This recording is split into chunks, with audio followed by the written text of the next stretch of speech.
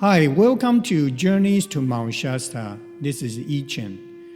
Today, we are going to talk about our experience with Mount Shasta because I was guided to do that about a month ago, starting to do the podcasting to share the Mount Shasta to the world. And today, we are going to invite a very, very special guest, Linda Hale, who is living in Mount Shasta for years and still current. She is going to share with us about her experience, her life in Mount Shasta, and I'm going to share with you how we connect to each other because that will be beginning of my Mount Shasta story. So I think that will be interesting that, so many years later, actually it's 11 years later, that we are still communicate with each other, although we kind of stop between, but now we are very close friends and very close support team to each other. Our special guest today is Linda. So welcome, Linda. Thank you. Thank you. Yeah, I'm always excited to be with you, Yi Ching. It's always so enlightening and opens up my heart. Thank you. And today, I was going to share with our audience that, how we met, because I don't know if you remember, but, I'm going to share first, and then whatever comes after that, then we can continue on, okay? Okay, great. So we know the Mount Shasta in numerology, it's number 11, okay? Ray told me this, okay? So I need to mention him, so, to bring him in to this, podcast energy to support me. So number 11. So my first trip to Mount Shasta is back in 2011. That was October, okay? Some of you may aware of the Telos, the book, the Telos book that back in 2011 September was the Telos #1 that published the Chinese edition. So my sister's a spiritual teacher. They're all in Taiwan, and then was one of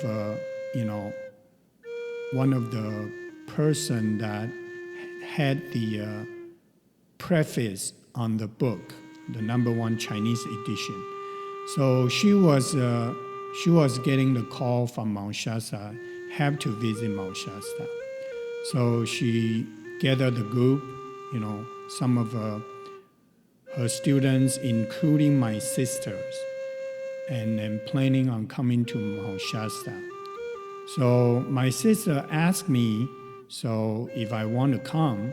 I was working for, sushi company back then. So I was not on this spiritual journey so serious about this, but somehow I just feel like I'll come and help them to be the driver, to be the interpreter, translator, to take care of the lodging, rent the lodging, because I already live in United States for 9 years. So, I got a convenience to do that. So that's when I come. And we didn't really know about Mount Shasta that much.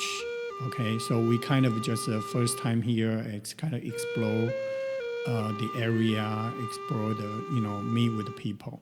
So I remember Linda's store was, with the green, it's a very like a turquoise green, the color outside. So we walk into that shop, and Linda was asking if we would like to get some like a body work. So we end up sign up the body work with her. Some of us, I think maybe most of us, including me, I did remember. So that's how we met. So that's a very nice shop that she had, and that's how we met the first time. And that's my first time to Mount Shasta, first trip to Mount Shasta.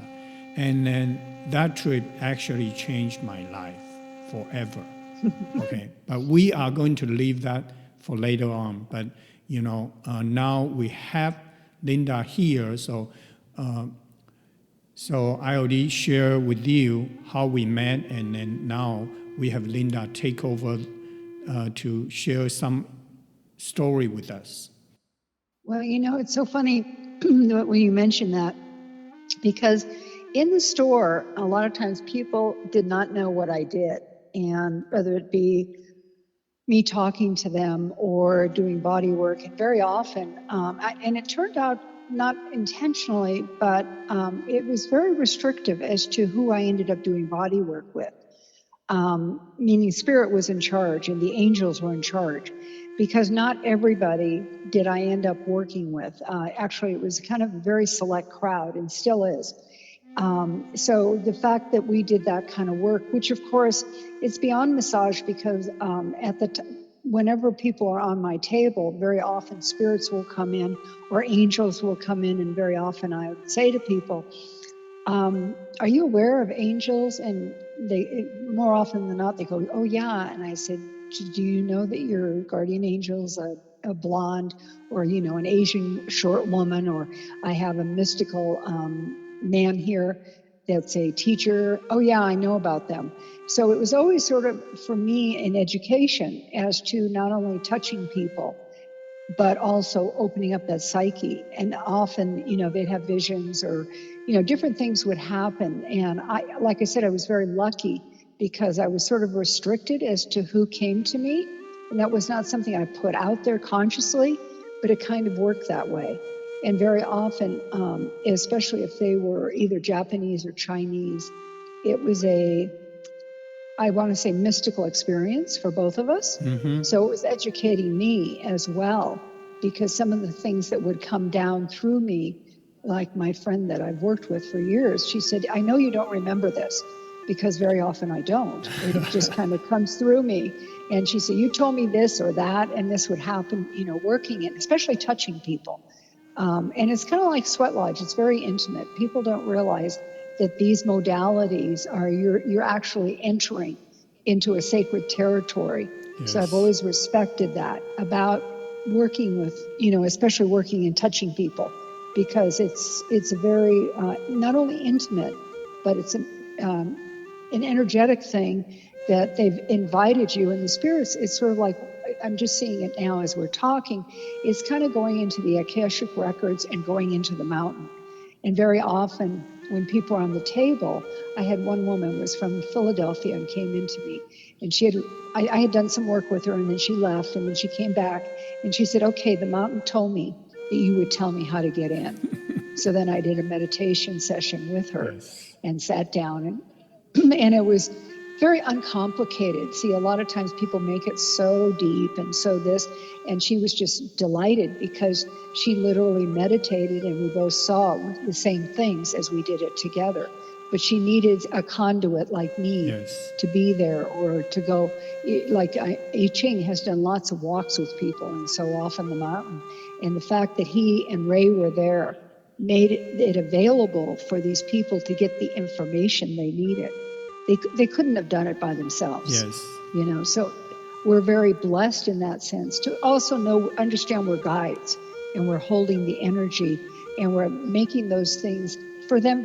For the most important thing is for people to feel safe. Yes. That's a big one. Yes. And once they feel safe, then spirit kind of comes in, and we can support whatever the dream is, or the idea, or the healing. It could be, I've had people where they just burst out crying. And again, I feel that that's very intimate, that they feel safe enough to do that kind of work with me or with Ray and I Ching. Yes. Ray's here very strongly. How about Mom? Mom is here too? Yeah, yes, of course. She's a little quieter, but even though she's an Aries, she's a little quieter right now. Of course, we know that. Thank you, Linda, for sharing this. And then while you're talking, actually, recall my memory with your session. So I'm going to share with that part with you too. Oh, good. Oh, Yeah, good. because what Linda just mentioned is that it's very true that because of we're doing this body work, we are actually just the facilitator. So the energy came through, and then what happened or what message came through that we will just share with the person was there. Okay, so she was talking about this and then recall my memory that I remember that Linda told me that one of my lives, I was a very rich person. I love wine. I think I was a banker, and I love food. So, but that's Yeah, see, I don't yeah. remember Of that. course, you don't remember because the message just channeled through you. And Right. I know how that feel because, I bring people from Taiwan and China to do spiritual retreat in Mount Shasta and Sedona. And sometimes we do sessions, or we were at the silent stream, do the guided meditation, or if I say something or I have a conversation with some of them, then later on I don't remember any. Right. And that's just Well, it's not your memory. It's not for yeah. you. So it's okay. So I mean, I that's why I understand why Linda said that and how she said that. But anyway, another recall from session with Linda was that she mentioned about Archer. Okay, and then I remember she said, one of my past life, or maybe more than one of my past life, I was an archer. And I say, yeah, I can relate that because, when I play games, those, game that you have to choose a character, what kind of, you know, what kind of job they have. Most of the time, the first choice, my first choice will be the archer. So when she said that, when Linda said that, and then it just makes sense to me. I think that's in my blood, in my cell. That's why, when I do this I play the game or created a character, then I choose. I don't know why, but I just love to choose an archer. So that's kind of interesting.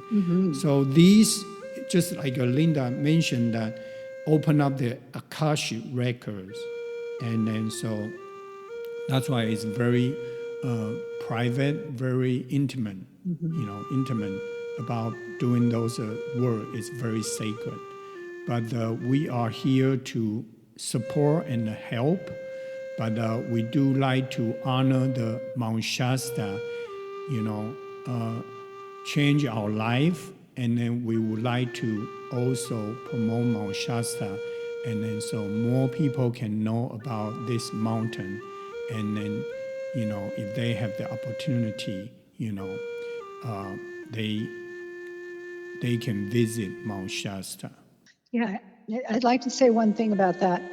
What people don't realize is very often you can come here and have these mystical experiences. I had one guy from Australia, and he was going here, going there, doing this, doing that. And I remember telling him, I said, well, have you been resting? And he said, oh, no, I've got to do as much as I can. And I said, well, I'd really like you to go back to your hotel and rest and digest what you're getting. The other thing that often happens to people is they've experienced up Mount Shasta, but they don't really digest it until they go home. And then they may have dreams, or they may have impressions that are very powerful. So it's a continuation. Once you've made that connection with the mountain, you don't have to be here all the time. It's always sort of touching on you. wherever you are, in Cupertino. It's always kind of there. And it's really amazing to see how that is. And how, I've had people say, last week I had 3 different people call me and tell me that they had dreamt about me. And that's really the way the mountain works. I mean, it can just come up in odd times. Or it's like with I Ching, you can all of a sudden be given the message in the middle of the night that you need to get back to the mountain. It's just very mystical, and often it can be very inconvenient timing.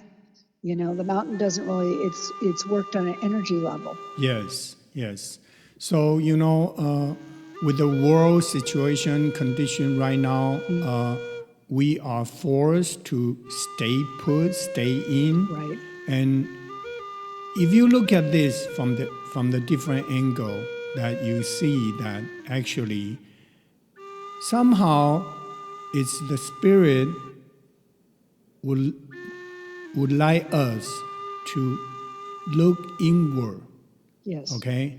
Look inward. Yes. Spend more time with yourself, because that's how you can find your peace in your heart, So if you look at things from a different angle, you can see the positive side of it. Okay? Most of the time when we are facing situation, we always think for the worst before we, digest and slowly try to, remind ourselves. Right. Everything happened for a reason. Right. But we need to see the real meaning behind it in order to grow, in order to learn from it. Yeah. So that's why I want to share with everyone. And beginning of our session today, that I mentioned that, Linda and I, we actually met each other on my first trip to Mount Shasta. And then there actually a very strong message is like carved on my forehead that I need to do it. So that's why I said Mount Shasta changed my life, because when I was ready to go home from Mount Shasta back to Orlando, that strong message carved in my forehead is bring more people home. So I know what that means. It's like bring more people back to Mount Shasta. Okay? And then also on a different level is that help them to find their temple within themselves. Right. That's why that's we call home. Okay, so there's a physical home, it's wherever you live, and then there's a higher dimension home. It could be Mount Shasta, but we also, through the visiting Mount Shasta, will help you to find your inner peace, will help you to find your home within yourself. Beautiful. Yes. So yeah, that's I just got reminded to share this part with everyone. Well, I think what you said was so important, that people realize that part of the journey, no matter what's going on right now, is to go inward and to create that new enlightenment and understanding in that temple that needs to happen no matter what's going on outside. Yes, yes. That's beautiful. So, yes, so we will talk about more, continue to this journey with everyone, because there are just so many stories to share with everyone, but we cannot do it in one sitting. That's right. So, yeah. So we just go with the flow, follow the energy, whatever comes through, we just share with everyone. And then continuously we're going to do this, and then just follow the assignment from the Mount Shasta. See, that's the difference of the people. we know how to do that, and we do it. So we're following directions from when you were at Starbucks in Williams. Yes. And I was burst my tears when I first opened up the Google. It says the power of a storytelling. Right. So I share with Linda immediately, and then that's why we have this podcasting today. So we're going to continue to do it, and I believe, what I feel right now is that, or from the past month, I feel like doing this podcasting about Mount Shasta because I think this year Mount Shasta is ready to draw more people go visit Mount Shasta, especially people from California, Northern California, because it's a driving distance, Right. It's a driving distance. So, since we cannot go to party or, crowded places, then I think Mount Shasta is a very good place to try to get away for like a long weekend. So we hope to see you in Mount Shasta, and let us know if you need any assistance from us. Then we will really be there for you. Okay? Yeah, how fun. Yes. Yes. So can't wait to see more and more people visiting Mount Shasta, and then getting the enlightenment, getting the healing from the Mother Earth, from the Mount Shasta. And then, next time maybe we need to talk about Lemuria and Telos. So we will leave that for the next time because our time is almost up. So we don't want to drag too long. So Telos, Lemurian, that's for the next one. Okay? Okay. Well, thank you, I Ching, and thank you, everybody. Have a blessed afternoon. Thank you. Thank you, Linda. And then we will see you next time. Bye-bye. Okie doke. Sounds like fun. Okay, bye.